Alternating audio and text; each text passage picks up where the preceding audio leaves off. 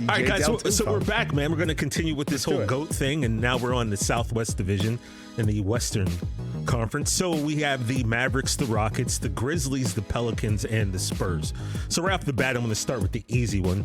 We're going to start with the San Antonio Spurs, five-time National Basketball Association champions, rich history, one of, if not maybe possibly the greatest coach of all time, and Greg Popovich. He's definitely in that conversation. I think that's something we'd all agree upon, and a rich history of players. And so it really boiled down to a group of guys that included Manny Ginobili, Tony Parker, George Gervin, David Robinson, and Altoona, Pennsylvania's finest, my godbrother Johnny Moore, who used to run point guard for the Spurs. But ultimately, Tim Duncan is the greatest Spur of all time, widely regarded as the greatest power forward of all time. In my top 10 NBA players of all time list, Tim Duncan just unbelievable, and he's the reason that I yell at every big man and say, you see the square on the glass, use that, it'll help your game. Next up, the Dallas Mavericks. Well, the big fundamental, you mentioned Tony Parker, greatest player in the history of France. You mentioned Manu Ginobili, greatest player in the history of South America. And then you have, don't forget, someone who put on a Spurs Oscar jersey. Schmidt is from Brazil, so that could be. Okay, it's up for debate. And then somebody else who put on a Spurs jersey, who should get some love, probably the greatest player in the history of New York City playgrounds, Lloyd Daniels. Sweet Pea Daniels. Sweet Pea, so gotta shout him out. I'm remiss for not mentioning him. I'm a big Lloyd Daniels fan. Watched about 2 different documentaries. Got to see the guy play in Pittsburgh when the ABA came back. And Lloyd Daniels, 6'8" point guard who got real low and dribbled. I'll never forget that. That was interesting. And one of my favorite international players of all time played for the Spurs, Uwe Blab. Uwe Blab. What do you think about Tim Duncan, Brockman? Would you say that that's Tim pretty Duncan. much the... Yeah, no-brainer for Tim Duncan, the big fundamental. Good, we're in agreement there. All right, so Dallas Mavericks up next. Mavs, what are they, one-time NBA champion? I can't remember right now. I just drew a blank there. Another team that, first and foremost, I want to give a shout-out to another Altoona guy, Mike Izolino. Used to play point guard for the Mavs. Didn't really have a great Mavs career, but if you ever played NBA Jam back in the day, he was on NBA Jam, Ben. So that alone puts him on some type of great list. But with the Mavs, we have Rolando Blackman. If you know your early 80s, late 90s NBA. I remember playing a road high school basketball game in Brooklyn, and we walked into the gym, and I saw Rolando Blackman was doing the play-by-play for the game, and I knew we were going to get waxed by 30. And we did. Derek Harper, another point guard. Increased his scoring average the first 10 years of his career. That, you know how hard that is to do, by the way? Yeah, Derek Harper was nice. Yes. Mark Aguirre. Jason Kidd, again, 2 great Mavs, but I went with Dirk Nowitzki on this one. Has to be, no brainer. Has to be Dirk, correct? I love the big German. Dirk's incredible. His game, the way that it evolved throughout his career as his athleticism dwindled, was a joy to watch. I love Dirk Nowitzki. I'm so happy he got one. Yep. I was rooting for him in that second series against the Heat. Big Dirk guy. And Brockman, as someone who claims to be a great 3-point shooter, wow. When you think about Dirk, you got a guy who's 7 feet tall who already shoots with the ball over his head, right? And that fadeaway, virtually impossible to stop him when he got it going. Yeah, one of the most unstoppable shots ever. Do you guys have Dirk in your top 10 all time? I would have to really sit and dissect. I would say no. That's probably not. a 12, maybe.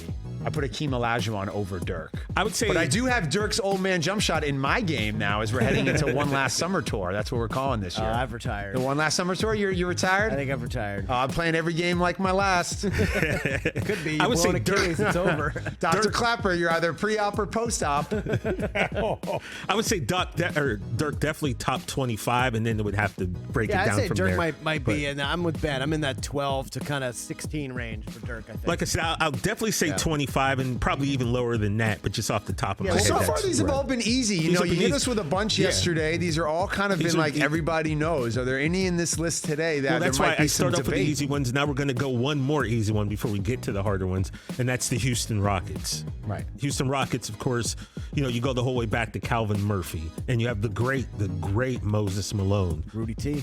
Tracy McGrady, Rudy Tomjanovich, James Harden.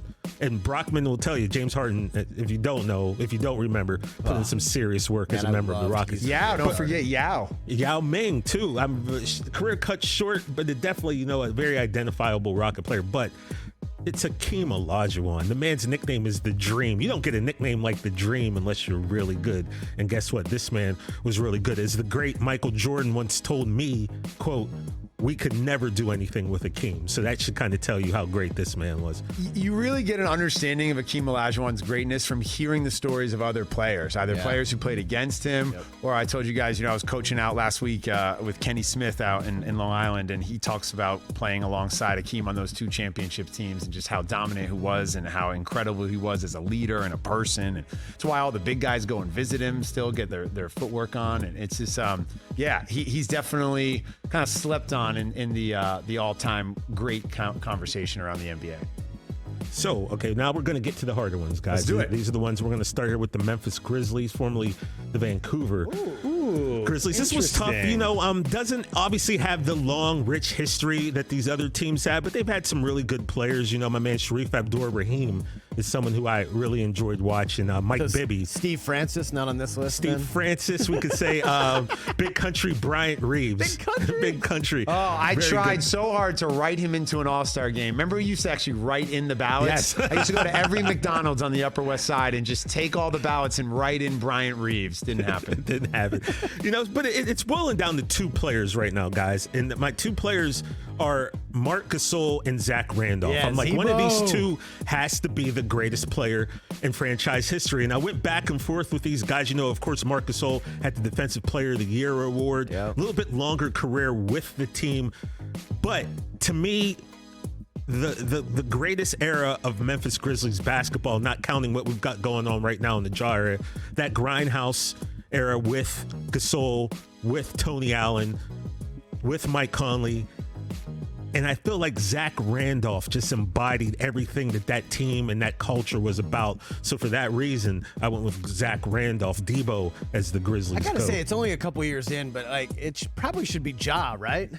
I mean, Ja, like I said yesterday with the Bucks, 10 years from now, whoever does this list, it'll probably be Ja. So I saw Ja play 5 times live this year, and I never saw him play once in Memphis. I'm obsessed with this man. He is, honestly, on the list of top 5 athletes you would pay top dollar to see play live in all of sports. Yeah. He is worth it. It's an experience. I remember there was one of those old NBA Superstars tape. They always talked about how when you paid to see Dr. J, he wanted to give you one moment that you said, that's why I paid my money. I got my money's worth. Yeah. I saw that. And Ja does that times, he gives you 5 moments. I think every performer would probably share that belief, right? But the problem is you got to go out there and do it.